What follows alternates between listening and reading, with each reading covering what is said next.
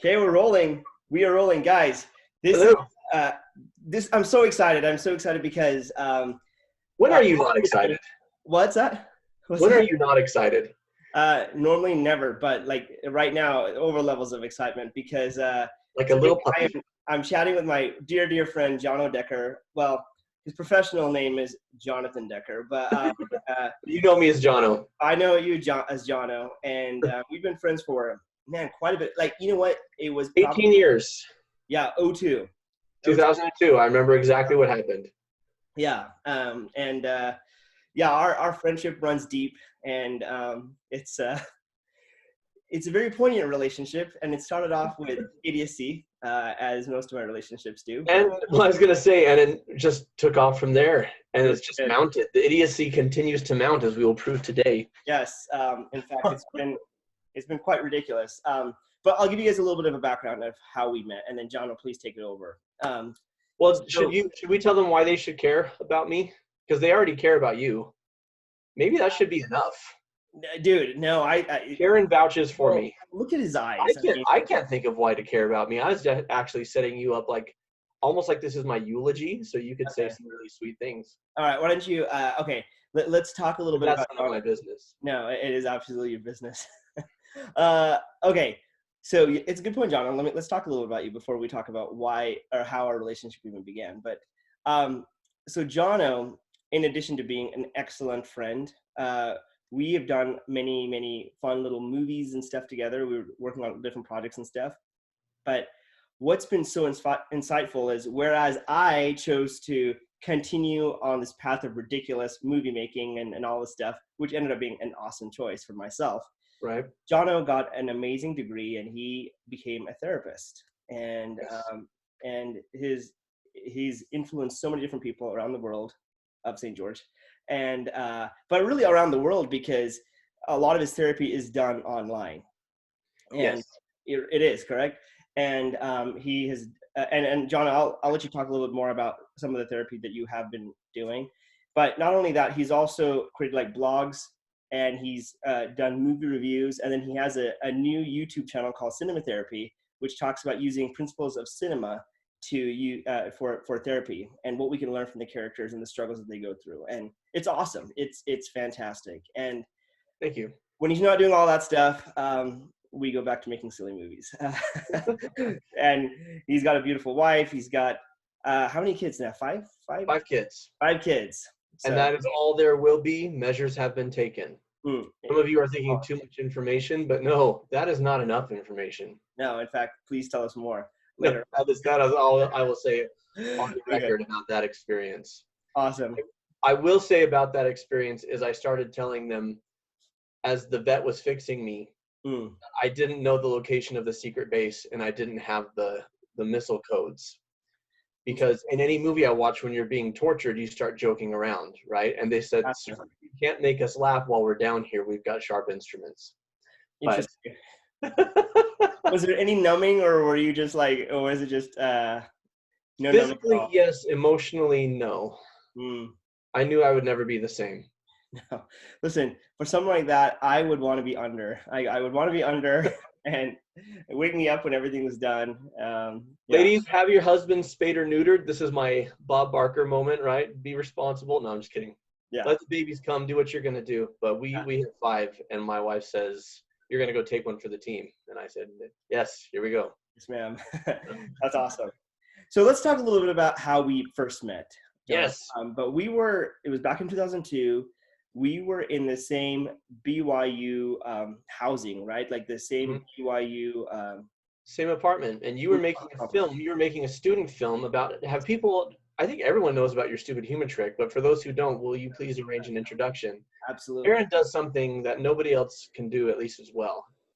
He turns his Nobody hand. else can do or should do, actually. But It's a sin against nature, but that's yeah, okay. it really is. But I discovered that I have a dino hand. I've had a dino hand for a long while. I didn't even realize that he was a part of my existence. But anyway, let me just go and step out and just introduce dino hand. Like,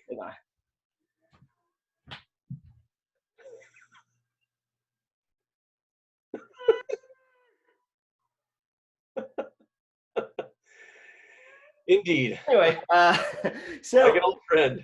yes, like an old friend. So I have the ability to create a dinosaur out of my hand, just like so, and I can do it with both hands. It's fantastic. And one day I got this genius idea. I need to make a movie, a little short film about Dino Hand. And I was getting into acting. I really loved it, and I thought it'd be super fun. But I had no idea who to do this with, because who would ever, in their right mind, go down this path of complete moronic idiocy, And then I heard about Jono Decker, and he lived below me, right? Yeah. No, wait.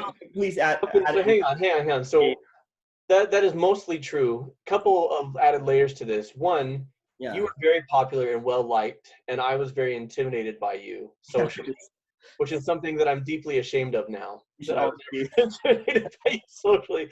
And then the other thing is, you already had people on the film. You were looking to throw in a fight scene. That's true. That's something that talked to Jono, because I in high school did some seminary films, some religious student films that merged Brady Bunch with Jackie Chan. Yes. We did a bunch of. We didn't call it parkour back then. Like, parkour wasn't a thing. We called it. We would climb a wall, and instead of saying like parkour like they do on The Office, we would say I channed that mother, because that's what cool was in 1998. Yeah. And so people told you, and so you brought me on as a fight choreographer. Well, it was interesting because I knew the beginning of the film and I knew what the ending of the film was going to be. Yeah. I had no idea what the middle of the film was going to be, like the majority of the film. And my buddy Dave King, he was the one that's like, have you talked to Jono? And I'm like, no, why? I don't know why I would. And he's like, dude, Jono makes these films and he does Kung Fu. And I'm like, are you kidding me right now? And so I remember going downstairs and I'm like, hey, Jono, I know we don't know each other that well, and I told you your idea, and you told me I told you my idea, and you got so excited. I remember you were so pumped about it. You're like, oh my gosh, and you like just brainstormed this whole thing, and I'm like, this is easily one of the greatest moments of my life. Yeah, there was a 10-year stretch of my life where I fancied myself something of an action hero. The idea was to find a wife or a girl, or at least a girlfriend. Yes. After a decade, I abandoned it in favor of, like pursuing an education and a career, which did the trick. Who knew? My parents were right. But we had a lot of fun in the meantime. You and I, we did Dino Hand, and then we did the sequel, Dino Hand Triumphant. Yes. Yeah. And Dino Hand Triumphant can be found on YouTube, by the way. Yeah, these can be found on YouTube. Well, actually, you should include the links. I will. That's a good point. But we did Dino Hand Triumphant, and in these films, I play a redneck bad guy who's trying to kidnap the Dino Hand and make a fortune in the circus by selling them a Dino Hand. Of course. And then I have a change of heart, because this is such a gut-wrenching character that you've created that emotes through your middle finger. Yeah. That's what message are you sending there, by the way? You know what? The children of the world who watch these. Yeah. And by the children of the world, I mean my kids, who call you Uncle Charan and who love Dino Hand. But I have a change of heart and I become a good guy, and Dino Hand and I fight the bad guys together. Definitely. Time has passed. Donny Osmond said of these films, because remember, he saw the first one, and Donny is your friend, and you introduced us, but you told him you made a sequel. Well, it was funny because we had a premiere at his house. Remember, we had premiered the films at his house. Yeah. His exact quote when you said we made a sequel was, "One needs to ask, was there a demand for a sequel?" One of my favorite things that you've ever done. I don't know, Betty, if your friends and family know this. Charan does this thing where he switches on the Indian accent and he switches it off, right? And every year on my birthday, I will get a voicemail with you going full Abu Nahasapima Bedlan. Yes. Singing happy birthday to me. Happy birthday to you. Oh. And he'll do the whole song, and it's intentionally off key, and it's horrific, right? It's just so bad. It makes me laugh every year. Or is that not intentionally off key? Is that just your singing voice? Yeah. But every year, and I listen to this, and it makes me laugh. And then one year you said, I've got a special surprise for you. Now, I don't want to drag his name through the mud in case of, people are all up in arms about cultural appropriation these days, but you and Donnie sang happy birthday to me in horrible Indian accents Mm. And that gave me coolness points with at least my sister, which was a Hey, lifelong pursuit. So that's always a great thing. With Shannon or Summer or which sister? Jamie, Jamie. Jamie, Okay, okay, yeah. awesome. So Oh, Sharon and I, you and I became really, really good friends yeah, after that. We kept making films. We did some 24 Jack yeah, Bauer parodies. yep, I got you to say terrible dialogue and beat people up in a suit. You looked straight up like one of the Men in Black. I yeah. was glad we got you in some fight scenes though. Yeah, it was fun, man. I mean, we had a good time. I mean, yeah, 20 specifically 29 day one, right? That was the Uh-huh. we did that, and that was a fun show where really it was really based off of our buddy who was so paranoid that he was going to miss the 24 finale, and we had like I don't know however many minutes to get We to. were at his house. So if you Yeah, guys remember, before Hulu and before, and now you can watch, if you miss your show, you watch it the next day on, right. on Hulu or whatever. Back then, if you missed a show, you had to wait like 6 months for the DVD, Yeah, right? And yeah, so 24 was a can't miss thing. We all watched it together every week, and it was the season finale. And our buddy, we were watching it we were at his house waiting for him to get back from the airport, yeah, and he was stuck in traffic. And the show was like 60 seconds from starting, and he calls us, and he was like, "I'm not gonna make it in time. You gotta set the TiVo. You gotta do this so I don't miss a single second." We're like, "Oh!" We're freaking out, and yeah, he's talking us through setting his TiVo yeah, on the phone, and we're sweating bullets because the clock is like kicking down to the start of 24. And I yeah, remember with it, just like 2 seconds to spare, we get the TiVo going, and all of us just collect a sigh of relief. And I'm like, yeah, that looks like a TV show, like when they're defusing a bomb over yeah, the speakerphone, right? Like, and the clock's yeah, kicking down and everything. And I had this idea, like, that was as intense as an episode of 24, but the stakes were incredibly low. yeah. And what if we did a movie about 24 fans trying to make it home in time to catch the show, and all sorts of terrible things happen, nefarious plots, double crosses, fight scenes, actions, Yeah. Bigfoot, Sasquatch. There is a Sasquatch in our movie. There, yeah, Uh, yeah. and Sharon, well, you have to watch it, but he plays a man of mystery, and you don't. I know we don't want to spoil it. We don't want to spoil it, but It is great. But then it we get to CTU Provo, yeah, which is a film about Alan Seawright and I. He's the director. He's also our friend, and he and I played two college roommates. And I'm obsessed with 24 and Jack Bauer. yeah, And the counter-terrorist unit of Provo is staffed with the most inept, moronic agents because nothing would ever happen in Provo. yeah, And Sharon is the senior field agent. yes. And then an actual terrorist threat led by Donny Osmond Yeah, occurs on Utah soil, and we all must unite to dude. stop the threat. And that's on YouTube, and that's a fun. Yeah, man, we've had so many memories. You know, it was really funny. I remember there was this one year. In fact, I think I told you about this, but I was participating in the Sundance Institute labs where Mhm. I was an actor, and you would have like people like Ed Harris, Robert Redford, people like that would coach us. It was an amazing Right. experience. And so I was acting with this Hispanic guy, who's a super cool guy, and we really connected. His name is Jesse Borrego, and we were just chatting away. And I'm like, dude, so have you done a lot of acting and stuff? He's like, you know, I've done a fair bit, and just super humble guy, right? So I IMDb'd him when I wasn't with him, and he was in 24. He had like a ton of episodes of 24. So I'm like, wait, what? He was in 24? And I realized he played Gael, who was in season 3. And Uh-huh. he was the guy that, like, at first you were like, oh my gosh, like this is the worst guy ever, and you hated him, and then you ended up loving him, and then ended up getting killed and all this stuff. And I remember like watching that whole character before I even met him, and just being like so emotionally torn up. So when I realized him, I was totally fanning over him, and he was just so gracious. He was a super cool guy. But anyway, I digress. So we have had tons and tons of awesome memories, and it's been fantastic. But the things that I don't know, like as time has gone on, and Jono, you went to school and you got a degree to become a therapist. Like, let's talk a little bit about that journey and what led you down that path. I wanted to be a filmmaker. I wanted to be a director or an actor, and I was at BYU in the pre-film program, which is like a semester of, there's 150 people in the pre-film program, and every year I think they admit 6 or 10 people into the film program itself. So it's very competitive. Almost everybody doesn't get in. But Yeah, I was sure that I was going to get in because I was just that arrogant. and also I'd seen other people's Yeah. portfolios, and I thought mine was stronger. I thought my Yeah. filmmaking, acting, whatever was stronger. That may very well be arrogance, but at the time I just thought it was realism. I thought it was manifest destiny. I'm going to be a filmmaker and I'm going to be an actor. Yeah. And at that time I was looking for work, and I got a job at a group home for at-risk teenagers, Mm-hmm. right? And I remember it was crazy. Like, I had a new job, I had just submitted to the film program, and I had a new girlfriend. And it really looked like just everything was on the up and up in my life, and everything was great. And I remember feeling that little voice, right? That little, Mm-hmm.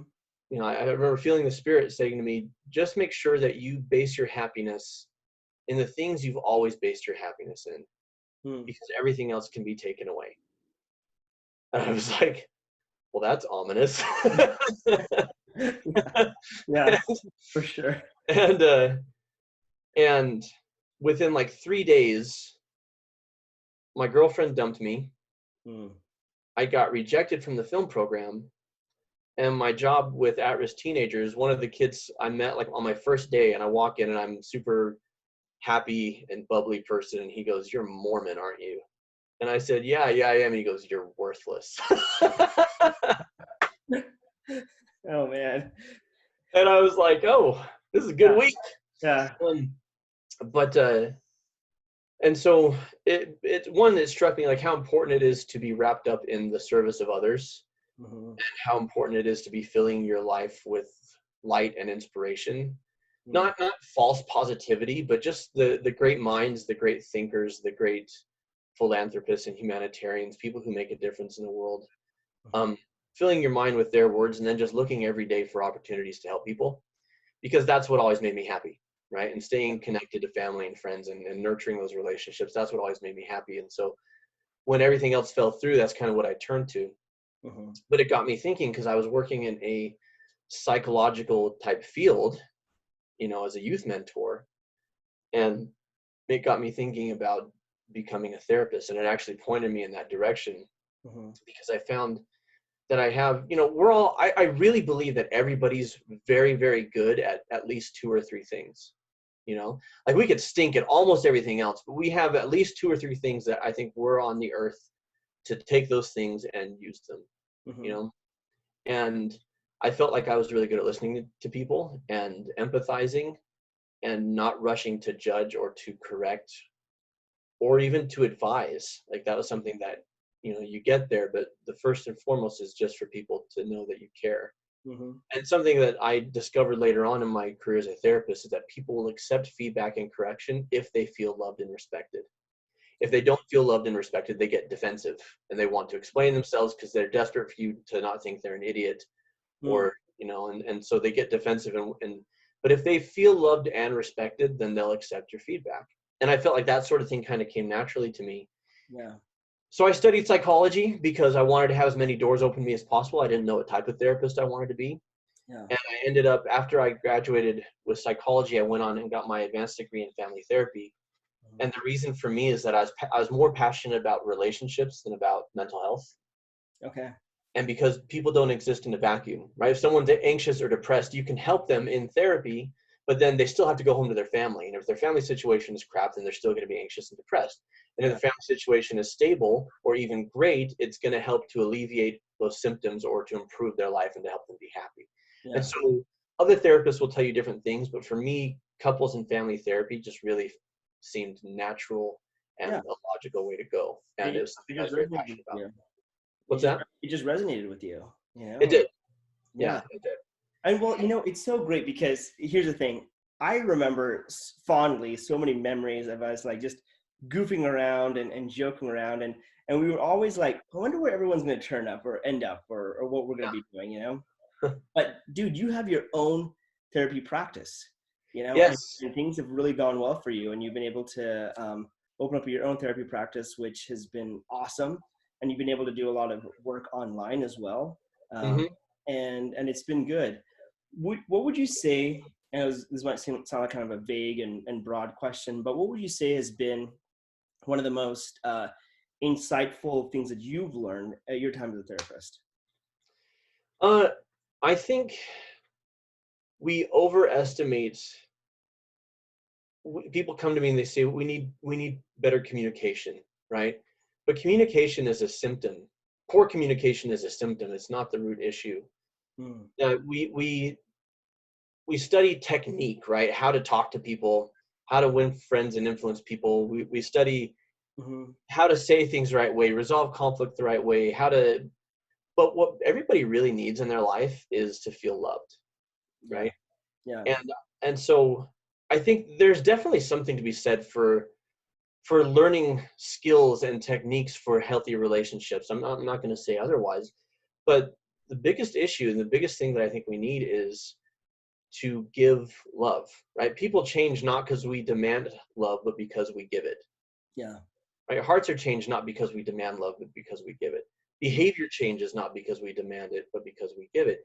And so you can make a lot of mistakes as a parent, as a spouse, as a boyfriend or girlfriend, as a son or a daughter. You can make a lot of mistakes, and it can be sloppy. But if the people in your life know that you love and respect them because you show it, Yeah. and you understand how they need it showed, like people are familiar with the 5 love languages, that book. If you show it in the way that it resonates with them and they feel loved, you can afford to be sloppy or imperfect otherwise. Whereas you can imbue your relationships with all sorts of technique, but if the heart's not there, it's going to feel like a manipulation, you know? Mm-hmm. Yeah. And so, and that's the biggest thing with my kids. I mean, I know a lot of people, they love their wife or they love their kids or they love their parents, but they have a hard time showing it, expressing it. And my kids, I lose my temper at my kids sometimes. I snap at them. I can be impatient. My wife and I, people are surprised because we're very happy. And because I'm a couples therapist, they're surprised to know that we fight, Mm. And, and, and whenever I snap at my kids or I fight with my wife, I have both personal and professional guilt, right? Of But course. for a long time, I'm like, oh, I don't have the right to advise anybody. I just yelled at my kids. Yeah. But I realized that our imperfections, people need our imperfections as much as they need our wisdom. Mm. They need us to be real. Yeah. And with my kids, yes, I might snap at them or be short with them, but I also go back and I kneel down and I hold them and I tell them that I'm sorry. And I tell them that they didn't deserve to be yelled at. And I ask them to forgive me. And then that moment of imperfection on my part turns into an opportunity to show them love Mm. and an opportunity to model for them accountability, right? Because they see me being accountable, so it's easier for them to be accountable. Yeah. Because people are often not accountable when they're expected to take the blame for everything, Sure. Yeah. And it becomes like this hot potato of blame. Well, it's not my fault, it's your fault. Well, it's not your fault, it's not my fault, it's your fault. And it just goes back and forth, hot potato, hot potato. Mm-hmm. But when we show love, and especially through accountability, it gives people the opportunity to forgive Yeah. and it makes it okay to be imperfect. And I think that's what love really is. Mm. It is, I see you for all your beauty and power and flaws and imperfections, and I embrace all of it. Yeah. Right? I think that's what love is. So that's my long-winded answer. If I condense that into a sentence, Yeah. No, it was great. Yeah. we need more love, Yeah. more expressed openly. Like I'll if I'm on the phone with you, I have no problem saying, "Hey, I love you, brother. I'll talk to you later." Yeah. I mean, it makes you super uncomfortable, It and does. you just pretend that you didn't hear it, which Yeah. always hurts my feelings. Wait, what you bless you? Did you sneeze? Yeah. Yeah. Dude, you're absolutely right, and it's so interesting because, I think there is something culturally or whatever it is. Sometimes it's very difficult to be vulnerable around each other, right? Sometimes you want to be like, oh, I'm right, or I want to be the confident guy, and I want to be this, and I want to be that. And I remember my last relationship, um, it like I always felt like I need to be the good guy and always carry the relationship and stuff. Yeah. And I remember her saying to me, she's like, Charan, I just want you to be real. Like, if you're struggling, like, just tell me about what your struggles are. Yeah. And I was like, well, I don't know if I want to do that, because then that's going to like make you feel like you can't rely on me because I'm weak or whatever. And I want Right. you to rely on me. And it's like this weird psychological game. But at the end of the day, truth be told, people want vulnerability, and they want that feeling of love and connection. Yeah. Well, and I'll take that. I'll see that, and I'll raise you one. It raised me. Yeah. No, I think you're exactly right. And the irony is that we don't show vulnerability because we want to project strength, Mm-hmm. but not being vulnerable is a form of cowardice. Yeah. Yeah. Right? We're afraid of being judged. We're afraid of being thought less of. And so we project great strength, and what ends up happening is we're being cowards. Yeah. We're not, because we're letting fear dictate our lives. It is scary to say I'm sorry. It's scary to say I was wrong. It's scary to say I'm struggling. And doing so is an act of great courage.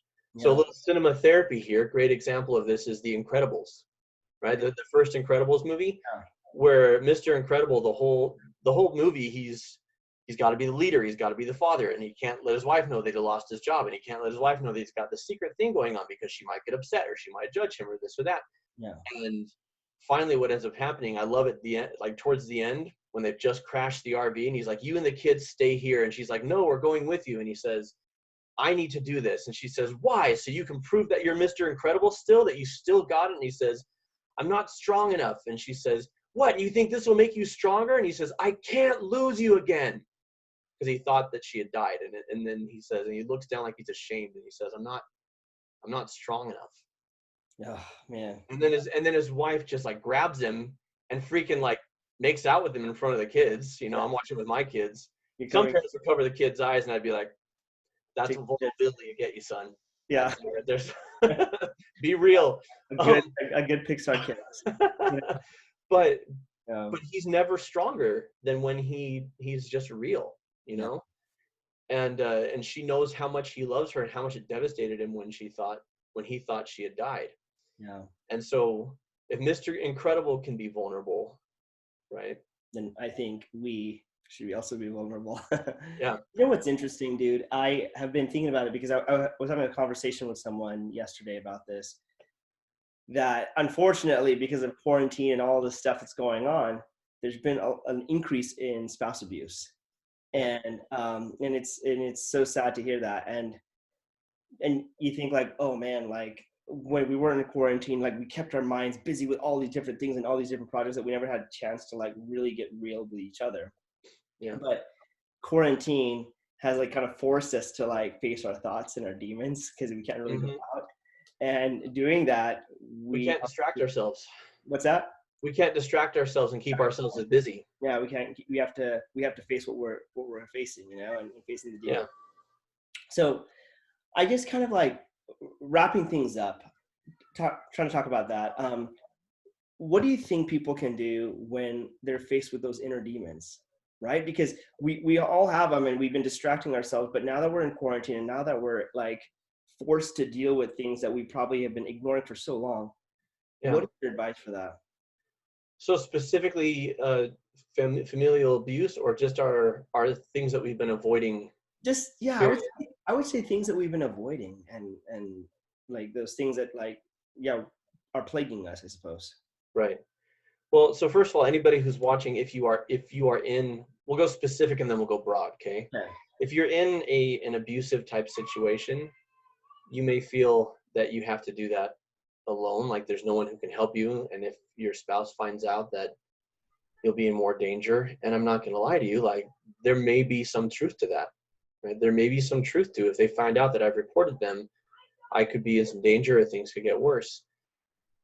The flip side is knowing that you're not stuck in that house alone.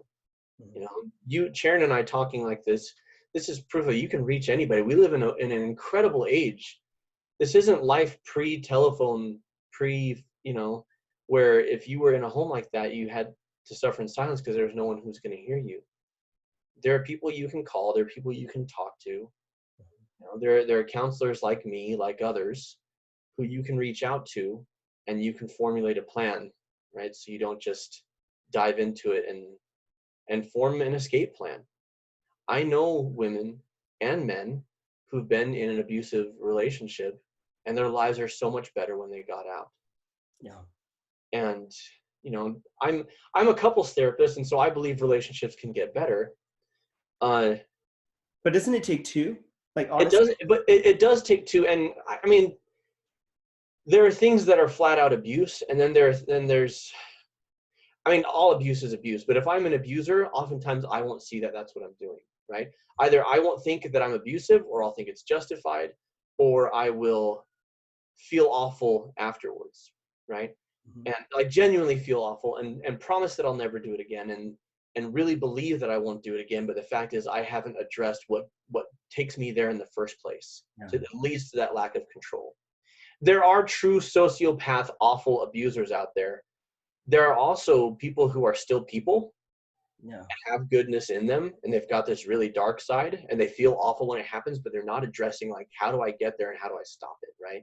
Mm-hmm. But the point is, like, if you're the person being abused, it's not your job to fix them, and it's not your job to stay with them until they get it fixed, right? And so that's why you have people like me and others who can help that person as well as helping you. Mm. That said, the broader question, right? The things that we've been avoiding. I think this is, so I'm a God person. I think, I'm not going to sit here and say God sent coronavirus, but I do think that if anyone can help us make lemonade out of lemons, it's God. And we've got a real lemon of a situation here, right? Yeah. And when I say God, I don't even say follow my religion or follow my God. I mean, what is your higher power? I define spirituality as being connected to something greater than yourself, and having a purpose greater than yourself, right? And having that purpose greater than yourself, that is your divinity. That is your belief. For me, it is an actual literal God. I know atheists who are very spiritual people because they tap into what is my purpose greater than myself, right? And that is what gives me guidance, and that is what helps me to structure my life. And when we are serving a higher purpose, we know that we can't do the maximum amount of good until we've cleaned out our own closet, right? Mm-hmm. If we are carrying guilt or shame, or if we are trying to help people and we haven't got our own lives in order, then we know on some level that there's hypocrisy going on, and we can't see clearly to help someone else until we take care of our own stuff. Yeah. I heard this story recently of a woman who brought her son to the dentist and asked the dentist, will you tell him to stop eating so much candy? You know, it's ruining his teeth. And the dentist said, bring him back in 2 weeks. She brought him back in 2 weeks, and the dentist told the kid, you need to stop eating so much candy. And the woman says, why didn't you just tell him that 2 weeks ago? And he says, well, because 2 weeks ago I was eating too much candy. Yeah, I love that. Right? Yeah. And I couldn't look him in the eye and tell him that when I knew I had to get myself in order. And so the thing about these demons that you talk about, Sharon, is when we are living true to our own values and striving to be who we want to be, who we really want to be, that's when we're happiest. Mm-hmm. And a lot of times we don't do it because I don't have time. Well, now you got time. Like, we all got time. Yeah. It's the best time to get your act together, whatever that may mean. Yeah. That's awesome. Yeah. Man, I appreciate your insights, John. I mean, it's great. Like, I if you don't know Jono personally, I feel sorry for you, because not only can you have the best time laughing with him, but you can also have the best time sharing like these incredibly deep conversations and deep insights, and it's been fantastic. So, and then the thing is like, as deep as we get, we can flip a switch and go right back to being idiots, you know. Indeed. And it's awesome. It's really great. It's what makes us unpredictable. Yes, incredibly unpredictable. Do you mind if anybody wants to talk with me? Yeah. Yourfamilyexpert.com. Yourfamilyexpert.com. You can schedule. I do free 15-minute consultations. If you can't afford therapy, I can spare 15 minutes for you anytime. And I invite you to check out Cinema Therapy. It's our new channel on YouTube. Yeah. Just search for Cinema Therapy Lord of the Rings, because we're about to launch our second video today. But we're going to be going deep into the catalog of cinema and helping people in a very fun, geeky way. I love it, man. That's so awesome. I watched that first episode, and and I'm a huge Lord of the Rings fan. You know this, but oh, I know. that was a huge thing to watch that. But yes, and Jono, we will put your links for your websites in the description on Facebook, so you'll be able to check it out. But yes, please, whatever struggles you may be going through, if you just need someone to talk to, Jono would be the person to reach out to. So Thank you, my Yeah, friend. thanks, Always man. a pleasure talking to you. Yeah, man. It's so Likewise. cool that you're doing this. Yeah. I love that you're doing something to introduce people to other people, Oh, and yeah. to have a way to spread. You are a light spreader. I think Um, that is the best way I would define you, is you are a spreader of light. And I thank think that's why people gravitate towards you. And so thank you for having me in your orbit and Oh, for inviting me to do this today. yeah. Likewise. Honestly, it's been so great. Like, kind of like what you were saying earlier about that small voice, that spirit, like speaking to you about things. I just felt inclined to do this, and I have no reason, no idea why. I have no outcome, no like no desires or expectations as to what is supposed to happen, and I don't really care. I just enjoy doing this. This is fun talking to people. So Yeah. thanks for the time, and yes, we will talk to you soon, I'm sure. Okay. Thanks, buddy. All right. Take care. See Bye. ya.